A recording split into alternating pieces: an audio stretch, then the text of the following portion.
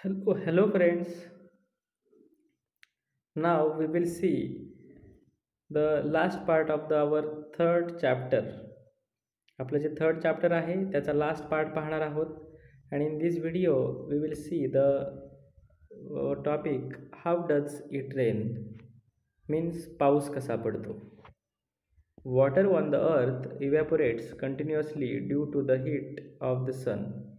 म्हणजे पृथ्वीवरचं जे पाणी आहे इट इव्हॅपोरेट मीन्स त्याची वाफ होत असते continuously due to the heat of the sun. कशामुळे त्याचं इव्हॅपोरेशन होतं? Because of the heat of the sun. सूर्याच्या उष्णतेमुळे त्याचं इव्हॅपोरेशन होत असतं. Water that has percolated into the soil also evaporates due to the heat and enters the atmosphere. केवळ आपण जे पाहिलं जे सरफेस वॉटर आहे नदीतलं समुद्रातलं त्याच पाण्याचं इव्हॅपोरेशन होत नाही. Ground water also evaporates. Here we have given water that has percolated into the soil. जे पाणी जमिनीत मुरलेलं आहे it also evaporates due to the heat and enters the atmosphere. त्या पाण्याची सुद्धा वाफ होते आणि ते सुद्धा वातावरणात वॉटर वेपर म्हणून प्रवेश करतं. As water vapour is lighter than air. ही जी वॉटर वेपर असते, वॉटर वेपर म्हणजे बाष्प किंवा पाण्याची वाफ, it is lighter than air. जशी ती वाफ हवेपेक्षा हलकी असते, it rises high up into the atmosphere.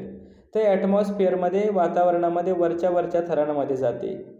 As it goes higher, जेव्हा ती खूप उंचावर जाते, इट कूल्स अँड कंडेन्स. ती काय होते? कूल म्हणजे थंड होते अँड कंडेन्स म्हणजे तिचं ते संघनन होतं आणि त्या वाफेचं पुन्हा पाण्यामध्ये रूपांतर व्हायला लागतं, पाण्याच्या थेंबामध्ये रूपांतर व्हायला लागतं. Forming very fine droplets of water. आणि खूप लहान लहान थेंब तयार होतात पाण्याचे because of condensation. The droplets are so small and light that they float in the atmosphere forming clouds. The droplets are so small म्हणजे हे जे ड्रॉपलेट्स आहेत ते खूप स्मॉल असतात, लहान असतात, अँड लाईट म्हणजे खूप हलके असतात, that they float in the atmosphere forming clouds. आणि ते तरंगत असतात आकाशामध्ये आणि त्या अशा प्रकारे काय होत असते? फॉर्मिंग क्लाउड्स, ढगांची निर्मिती होत असते. असे अनेक थेंब एकत्र येतात तेव्हा. These small droplets join together and form bigger drops which are heavy. असे अनेक छोटे छोटे ड्रॉपलेट्स म्हणजे थेंब. पुन्हा एकदा सांगतोय, लक्षात ठेवा.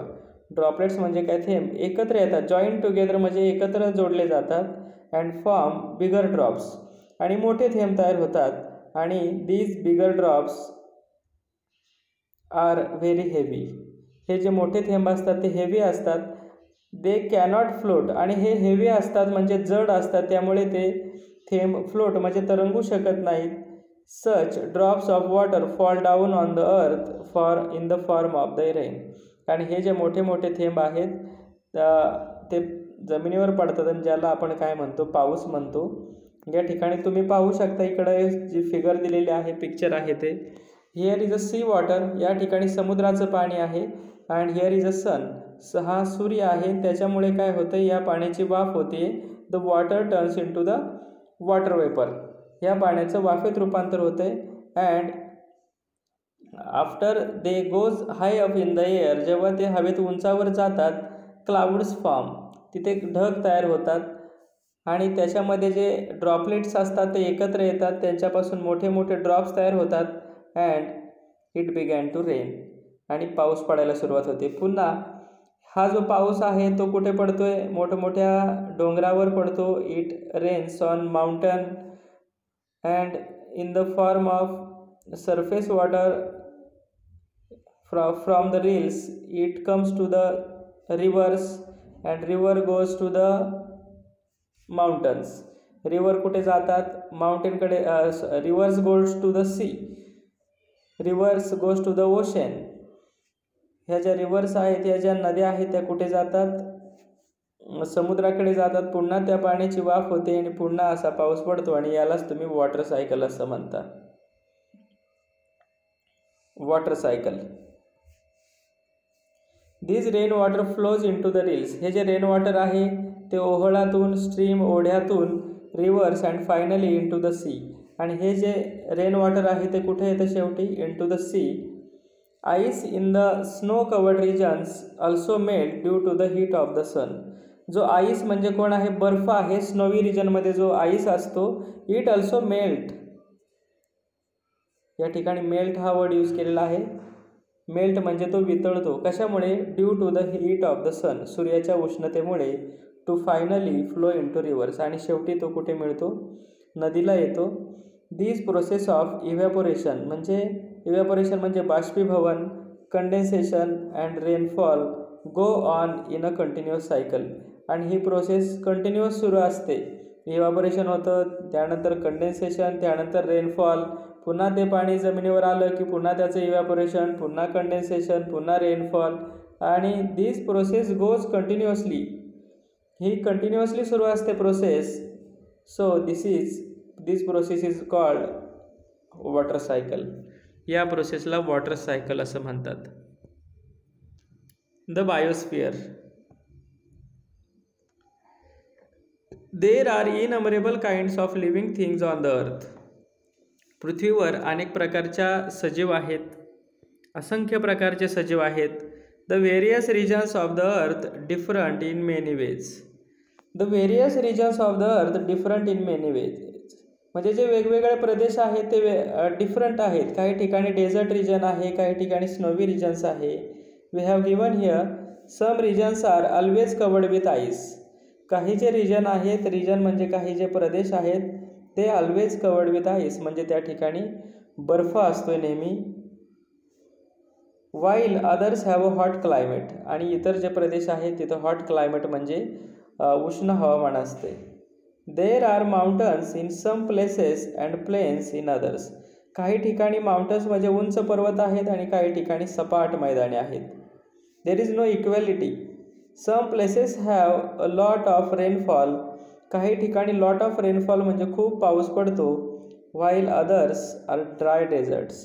आणि उरलेली जी काय आहेत ती काय असतात? वाळवंट असतात काही ठिकाणी. There are salty seas and oceans and also fresh water lakes. काही ठिकाणी खाऱ्या पाण्याचे समुद्र असतात आणि काही ठिकाणी फ्रेश वॉटर, काही ठिकाणी गोड्या पाण्याचे लेक्स, तलाव असतात, नद्या असतात. The ocean is shallow near the coast. हे समजून घ्या बरं का. The ocean is shallow near the coast म्हणजे समुद्राचा जो किनारा आहे तिथं ओशन कसा असतो? शॅलो असतो म्हणजे उथळ असतो, जास्त खोल नसतो. तिथे आपण उभे राहू शकतो. But away from the coastline, समुद्र किनाऱ्यापासून जसं आपण समुद्रामध्ये दूर जाऊ, the oceans can be several kilometres deep. Deep म्हणजे त्या ठिकाणी काही किलोमीटरपर्यंत तो खोल असतो. We see a great variety in living things that inhabit these different regions. आपण वेगवेगळ्या डिफरंट रिजन्समध्ये जर आपण पाहिलं, there is variety in living things. वेगवेगळ्या प्रकारचे सजीव आढळतात. The polar bear is seen only in snowbound polar regions. जे पोलर बियर आहे या ठिकाणी पहा, ते कुठं आढळतं? फक्त इन द पोलर रिजन म्हणजे ध्रुवीय प्रदेशामध्ये आढळतं. ते डेझर्टमध्ये असेल का? नाही.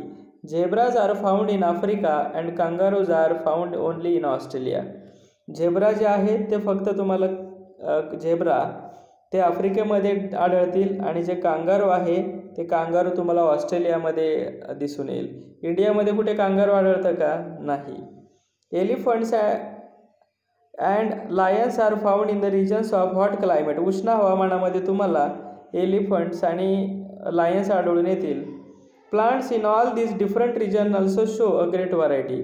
जसे वेगवेगळे ॲनिमल्स वेगवेगळ्या ठिकाणी आढळतात तसतशा क्लायमेटनुसार प्लांट जे आहेत, वनस्पती जे आहेत, झाडं जे आहेत त्यांच्यामध्ये सुद्धा फरक दिसतो आपल्याला.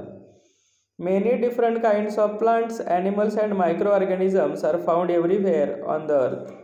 म्हणजे वेगवेगळ्या प्रकारचे प्लांट्स, ॲनिमल्स आणि microorganism there are everywhere on the earth म्हणजे सर्वत्र आहेत. ऑन लँड, इन वॉटर म्हणजे जमिनीवर सुद्धा आहेत, इन वॉटर म्हणजे पाण्यात सुद्धा आहेत, अँड इन द एअर म्हणजे हवेतसुद्धा आहेत. Living things exist in the lithosphere. पाहता, लिथोस्फिअर म्हणजे लँड, हायड्रोस्फिअर म्हणजे वॉटर आणि ॲटमॉस्फिअर म्हणजे air. They also interact with this spheres. या हे जे स्पियर्स आहे, ही जे आवरण आहेत, त्याचा त्यांच्यावर परिणाम होत असतो. These living world constitute the biosphere. हे जे सगळे सजीव आहेत, plants and animals in every sphere is called the biosphere. म्हणजे सगळ्या आवरणामध्ये जे सजीव आहेत, प्लांट्स असतील, वनस्पती असतील, त्याला बायोस्फिअर म्हणतात. हा लेसन या ठिकाणी संपलेला आहे मित्रांनो. याचा एक्झरसाईज मी तुम्हाला व्हॉट्सॲपवर पाठवणार आहे. खाली डिस्क्रिप्शन बॉक्समध्ये तुम्हाला व्हॉट्सॲप लिंक देत आहे नंबरची.